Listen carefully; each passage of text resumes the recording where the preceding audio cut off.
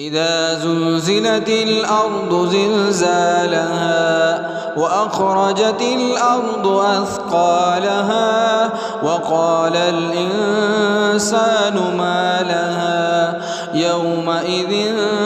تحدث أخبارها بأن ربك أوحى لها يومئذ يصدر الناس أشتاتا ليروا أعمالهم فمن يعمل مثقال ذرة خيرا يره ومن يعمل مثقال ذرة شرا يره.